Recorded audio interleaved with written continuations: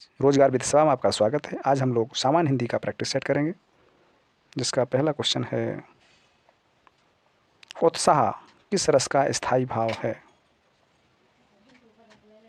Option A शांत रस का, ऑप्शन बी रौद्र रस का, ऑप्शन सी करुण रस या फिर ऑप्शन डी वीर रस का।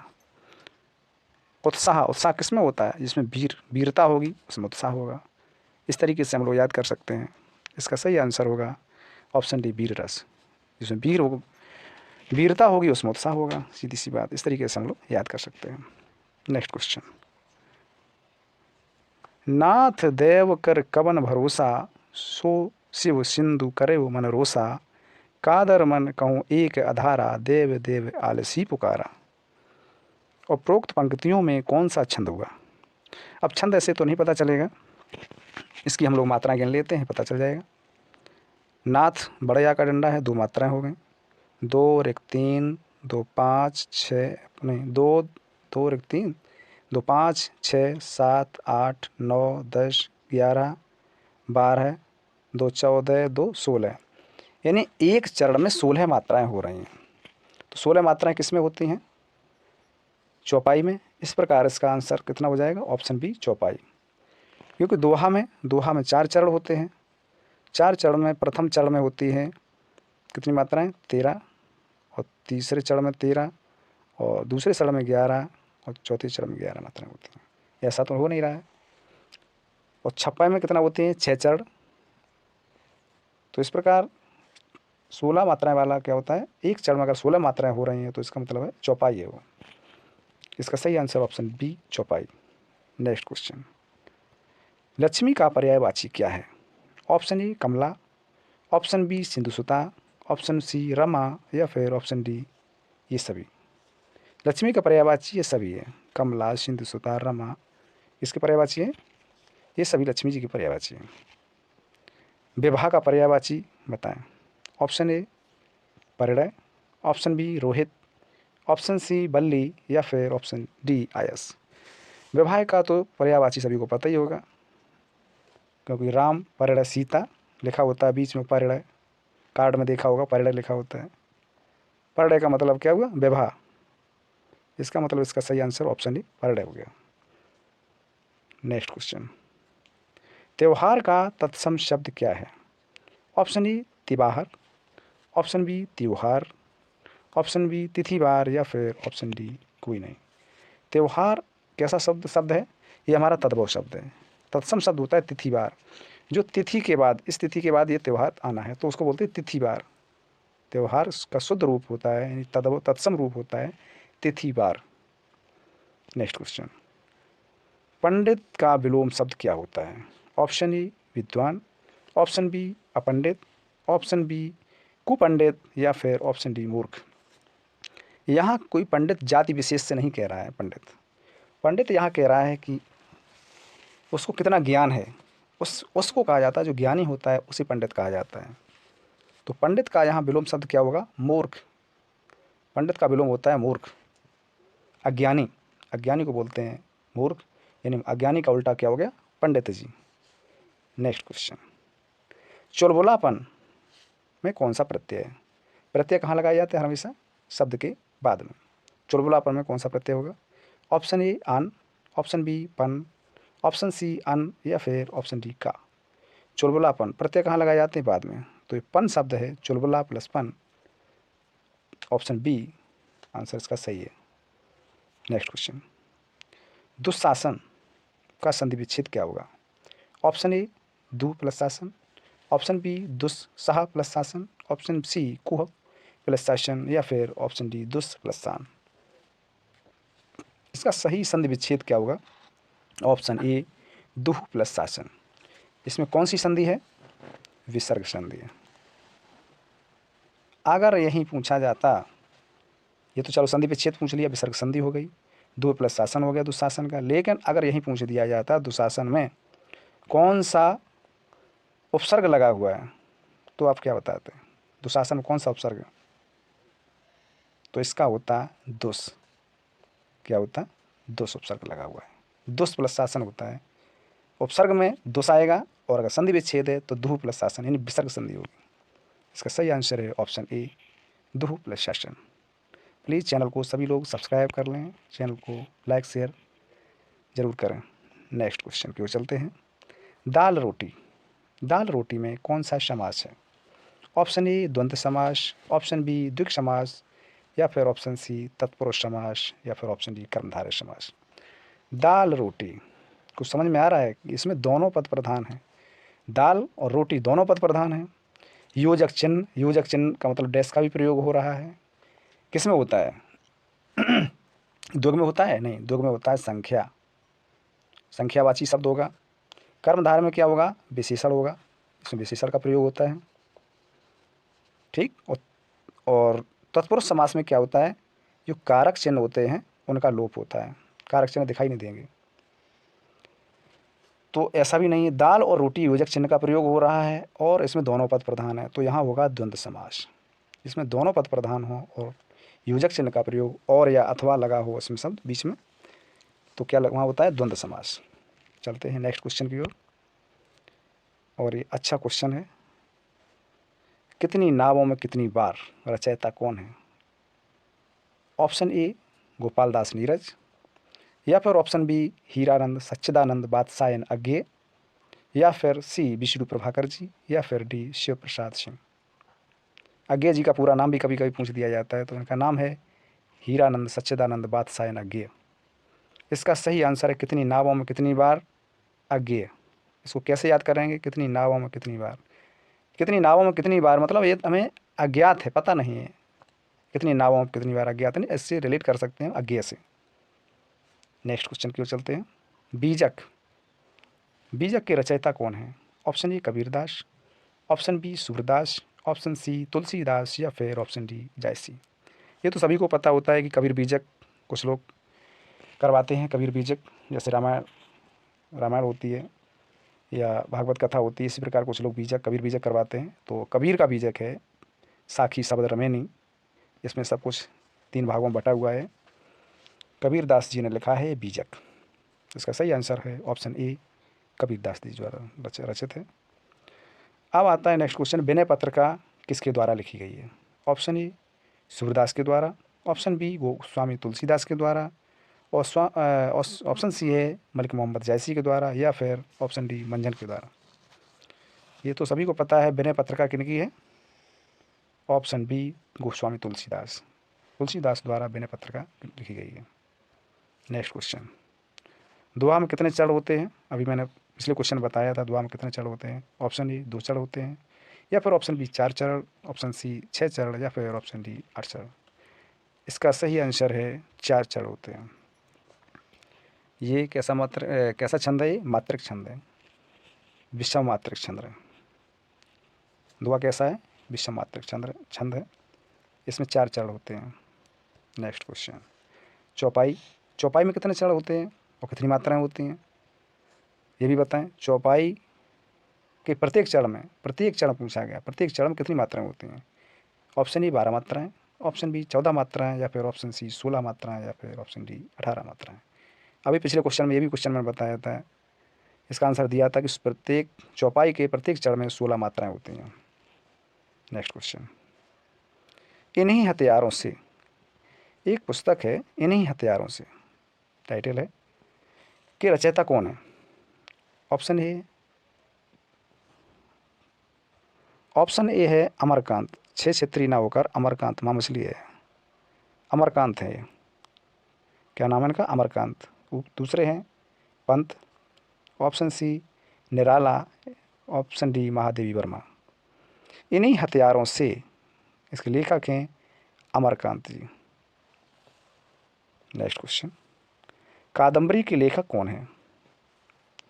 Kadambari, option A Harsh, option B Banabhatta, option C Raskhan, या फिर ऑप्शन डी बिहारी। कादम्बरी किसके द्वारा लिखी गई है? कादम्बरी है बाणभट्ट के द्वारा। मोस्ट इंपॉर्टेंट है, इसको जरूर याद कर लें। कादम्बरी किनकी है? बाणभट्ट। नेक्स्ट क्वेश्चन, और बहुत ही अच्छा क्वेश्चन है। बोरों सबे रघुवंश कुठार की धार में बारिन बाजे सरथ ही, उबान की वायु उड़ाए के लक्षण लक्ष्य करो अरिहा समर्थ ही। इसमें पूछा गया है कि कौन सा रस है? ऑप्शन ए भयानक रस है, या फिर ऑप्शन डी करुण रस है, ऑप्शन सी रौद्र रस, या फिर ऑप्शन डी भक्ति रस है। कौन सा रस आ रहा है? इसमें रस पूछा गया है, रस बताना है। तो पढ़ने से ही समझ में आ रहा है कि ये कहाँ की बात की गई, ये परशुराम लक्ष्मण संवाद के समय की बात है। तो वो यहाँ कौन सा रस रस होगा? रौद्र रस, क्योंकि यहाँ लक्ष्मण जी और परशुराम जी के बीच जो संवाद चल रहा है, जितना पूरा संवाद है उसमें सभी में रौद्र रस ही है। Next question. हे खगमृग हे मधुकर श्रेणी, तुम देखी सीता मृगनैनी। हे खगमृग हे मधुकर श्रेणी, तुम देखी सीता मृगनैनी। कौन सा अलंकार है इसमें बताइए? हे खगमृग हे मधुकर श्रेणी, श्री रामचंद्र जी वन में ढूंढ रहे हैं सीता जी को, सीता जी के वियोग में पशु पक्षियों से पूछ रहे हैं तुमने मेरी सीता को कहीं देखा है। उनके वियोग में परेशान है श्री राम जी सीता जी के प्रेम में। तो यह क्या हो रहा है? जब प्रेमी प्रेम का बिछड़ाव यहाँ होता है, वहाँ क्या होता है? वियोग श्रृंगार रस। अगर प्रेमी प्रेम का मिलान होता है तो वहाँ होता है संयोग, और अगर बिछड़ाव हो रहा है तो वहाँ हो जाएगा वियोग। तो यहाँ राम और सीता का बिछड़ाव हो रहा है तो यहाँ क्या हो जाएगा? वियोग श्रृंगार। चलते हैं नेक्स्ट क्वेश्चन की ओर। ईश्वर का पर्यायवाची निम्नलिखित में से क्या नहीं है? ऑप्शन ए जीवेश, ऑप्शन बी जगदीश, ऑप्शन सी परमात्मा, या फिर ऑप्शन डी जीवनोदक। ईश्वर भगवान जीवेश भी है इसका पर्यायवाची, जगदीश जगत प्लस ईश जगदीश भी है, हे परमपिता परमात्मा ये भी ईश्वर का है। लेकिन जो जीवनोदक है वो नहीं है। जीवन का उदक है, इसको बोलते हैं हम अमृत, जीवन देने वाला होता है उसे बोलते हैं जीवनोदक, अमृत बोलते हैं इसको। तो इस पर इसका सही आंसर है ऑप्शन डी जीवनोदक। चलते हैं नेक्स्ट प्रश्न पर। धनवी का पर्यायवाची निम्न में से क्या नहीं है? पूछा है क्या नहीं है। ऑप्शन ए तीरंदाज, option B Dhanushdhari, option C निसंगी, या फिर ऑप्शन डी धौंस। धनवी का पर्यायवाची नहीं है, तीरंदाज है, धनुषधारी भी है, निसंगी भी है, धौंस नहीं है। Next question. शक्ति का उपासक के लिए एक शब्द क्या होगा? ऑप्शन ए शक्ति, ऑप्शन बी शाक्त, ऑप्शन सी शक्तिशाली, या फिर ऑप्शन डी शक्तिवान। इसका सही आंसर होगा शाक्त। इन शब्दों के लिए एक शब्द क्वेश्चन आता है, वो सभी अच्छी तरीके से पढ़ के जाएं। शक्ति का उपासक क्या बोलते हैं? शाक्त। Next question. राजेश किस प्रकार की संधि का उदाहरण है? ऑप्शन ए गुण स्वर संधि, ऑप्शन बी अयादि स्वर संधि, ऑप्शन सी विसर्ग स्वर संधि, या फिर ऑप्शन डी व्यंजन संधि। राजेश, राजेश का अगर हम संधि विच्छेद करते हैं तो क्या होगा? राजा प्लस ईस, ये होगा। राजेश का संधि विच्छेद अगर हम कर रहे हैं तो राजा प्लस ईस होगा, यानी क्या होगा? बड़ा आ और प्लस बड़ी ई मिलकर क्या बन रहा है? ए बन रहा है। तो इसका ए ओ आर किस में आता है? ए ओ आर पहचान है, ये गुण स्वर संधि की पहचान है। राजेश, राजा प्लस ईस, यानी यहाँ कौन सी संधि हो रही है? गुण स्वर संधि। Next question. आजकल शब्द किस समास का उदाहरण है? ऑप्शन ए अव्ययीभाव समास, ऑप्शन बी कर्मधारय समास, ऑप्शन सी तत्पुरुष, या फिर ऑप्शन डी द्वंद्व समास। बताइए। आजकल, आजकल का अगर संधि विच्छेद अगर सही से इसको पढ़ा जाए तो आज और कल और शब्द इसमें छिपा हुआ है। आज और कल और शब्द योजक चिन्ह किसमें छिपे होते हैं? किसमें छिपे होते हैं? क्योंकि आज और कल इसमें दोनों पद प्रधान है, आज भी प्रधान है और कल भी, दोनों पद प्रधान है। तो दोनों पद प्रधान किसमें होते हैं? द्वंद्व समास में। सभी की परिभाषा में पहले ही बता चुका हूँ। Next question. भोपाल पालो भूमपति बदनेश नंद सुजान है, इस पद में कौन सा छंद का प्रयोग हुआ है? इसमें ऑप्शन ए हरिगीत का, या फिर ऑप्शन बी छप्पय, ऑप्शन सी कवित, या फिर ऑप्शन डी सवैया।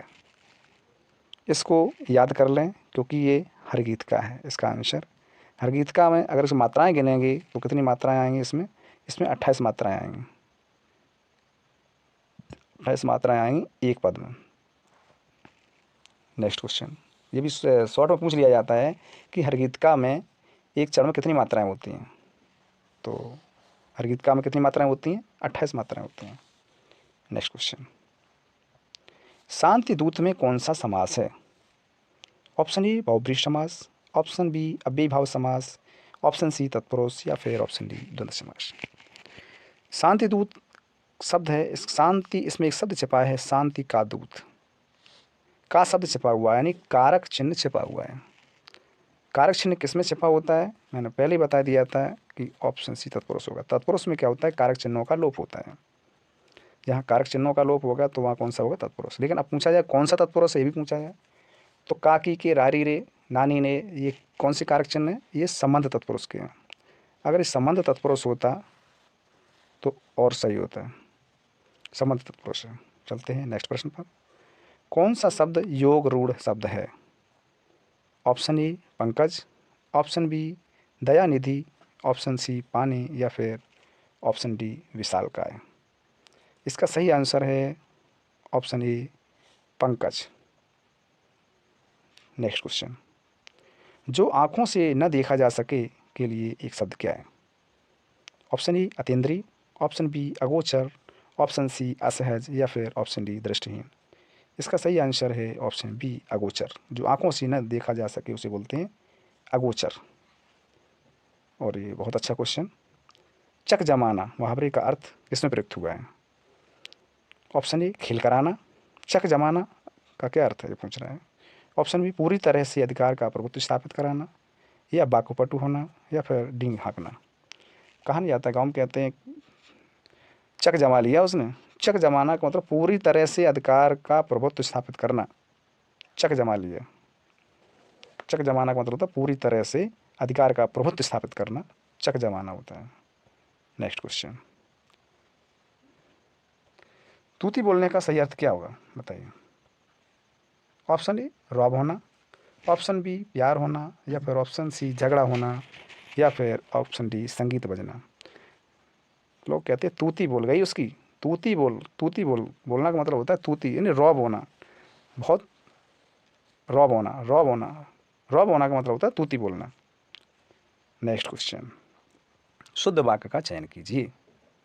पाठ पढ़कर कल आइए, या कल आइए पाठ पढ़कर, कल पाठ पढ़कर आइए, या फिर पाठ पढ़कर आइए कल। इसका सही आंसर है ऑप्शन सी कल पाठ पढ़कर आइए। नेक्स्ट क्वेश्चन की ओर चलते हैं। निम्नलिखित में से सही वर्तनी वाला शब्द बताना है। सही वर्तनी किसकी है? ऑप्शन ए विलक्षण, ऑप्शन बी विलक्षण, ऑप्शन सी विलक्षेण, या फिर ऑप्शन डी विलोक्षण। इसका सही आंसर है ऑप्शन ए विलक्षण। चलते हैं नेक्स्ट प्रश्न पर। 70 और 71 में क्या बताना है? 4 विकल्प दिए गए हैं, उनमें कोई एक विकल्प का वाक्य शुद्ध है, शुद्ध बताना है, शुद्ध वाक्य का चयन करना है। किसका शुद्ध रूप किसका है? लड़कियों को जाने दो। ऑप्शन ए लड़कियों को जाने दो, ऑप्शन बी लड़कियां को जाने दो, ऑप्शन सी लड़कियां को जाने दो, ऑप्शन डी लड़कियों को जाने दो। ये भी गलत है, ये भी गलत, लड़कियां को जाने दो। ऑप्शन ए सही है, इसके लड़कियों को जाने दो, ऑप्शन ए सही है। नेक्स्ट क्वेश्चन, और ये अंतिम क्वेश्चन, आभारी हम सदा रहेंगे। ऑप्शन ए हम सदा आभारी रहेंगे, ऑप्शन बी हम आभारी सदा रहेंगे, ऑप्शन सी सदा हम आभारी रहेंगे, या फिर ऑप्शन डी सदा आभारी हम रहेंगे। इसका भी सही आंसर है ऑप्शन ए हम सदा आभारी रहेंगे। जब हम लोग एप्लीकेशन वगैरह लिखते हैं तो उसमें क्या कहते हैं, हम आपकी सदा आभारी रहेंगे। तो प्लीज़ चैनल को सपोर्ट करें, लाइक करें, शेयर करें और सब्सक्राइब करें। Thanks for watching. सभी को दीपावली की ढेर सारी शुभकामनाएं।